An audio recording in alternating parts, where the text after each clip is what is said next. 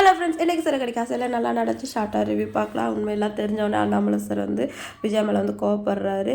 என்ன இருந்தாலும் நீ குடும்பத்துக்குள்ளேயே காசு வாங்கினது தப்பு, ஒன்றால் தான் அவங்களுக்கு 5 லட்சம் கட்டினாச்சு, அந்த 5 லட்சத்தை நீ தான் அவங்களுக்கு கொடுக்கணும் அப்படின்னு சொல்லவும் விஜயா வந்து ஷாக் ஆகிடுறாங்க.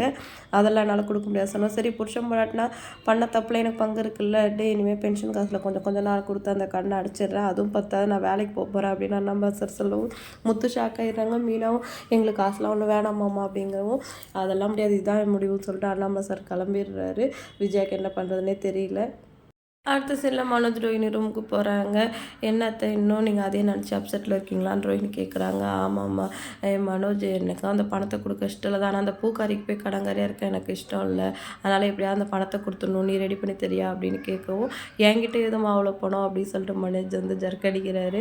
ஏன்னா இப்போ தானே புதுசாக ஆர்டர்லாம் வருது, எல்லோரும் வந்து மாலை மரியாதைலாம் பண்ணுறாங்களே அப்படி விஜயா கேட்கவும், அந்த பணத்தை நானாமல் வச்சுக்க முடியும், அவருக்கு தானே அனுப்ப முடியும் அப்படின்னு சொல்லிட்டு மனோஜ் ஸ்கேப் ஆகிடுறாரு. இப்போ அப்படியே ரோஹினி பக்கம் திரும்பும் ஒன்றால் ரெடி பண்ண முடியுமா அப்படின்னு சொல்லிட்டு அவங்களும் இப்போ என்கிட்ட அவ்வளோ காசுலாம் இல்லாத அப்படின்னு சொல்லிடுறாங்க. சரி, அப்போ வேறு வழியே இல்லை, நான் மனோஜ் மலேசியாவுக்கு டிக்கெட் போடு, மலேசியாவுக்கு போயிடலாம் அப்படிங்கிறாங்க.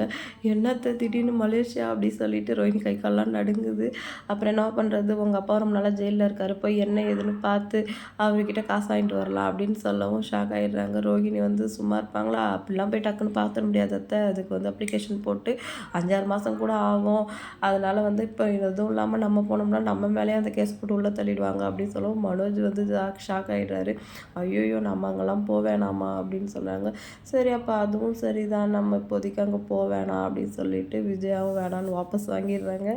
அடுத்து இப்போ என்ன பண்ணுறது, இவங்களை எப்படியாவது ஆஃப் பண்ணுமே சொல்லிட்டு, சரி அத்தனை ஒரு 3 லட்ச ரூபா ரெடி பண்ணி தரேன் அப்படின்னு ரோஹினி சொல்கிறாங்க. 2 லட்ச ரூபாய் எப்படியாவது பார்வதி வீட்டில் யார் திருடினான்னு கண்டுபிடிக்கணும், நான் போலீஸில் கம்ப்ளைண்ட் கொடுக்க போகிறேன்னு சொல்லிட்டு விஜயா போயிடுறாங்க. திருப்பியும் அவங்களுக்கு ஒரு ஷாக் வந்துடுது. மனோஜ் ரோஹினி கிட்ட நான் தான் சொன்னலாம் என்கிட்ட காசு இல்லை சொல்லிட்டு, அதே மாதிரி நீ எதாவது சொல்லி எஸ்கேப் ஆக வேண்டியதானே, ஏன்டி பணம் கொடுக்குறேன்னு சொன்னேன் அப்படின்னு சொல்லி ரோஹினி கேட்குறாரு.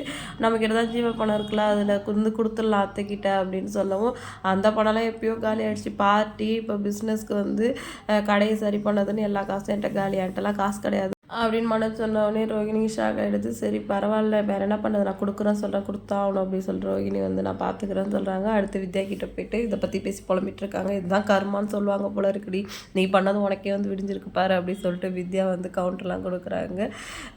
ஒன்றை மாதிரி தானே இப்போ முத்து மீனாக்கு இருந்திருக்கும், அவங்களும் உழைச்ச காசு தானே வந்து செலவு பண்ணாங்க சொல்ல, நீ என்ன வர அவங்களுக்கு ரொம்ப சப்போர்ட் பண்ணுற அப்படின்னு சொல்லிட்டு வித்யா வந்து ரோஹினி திட்டுறாங்க.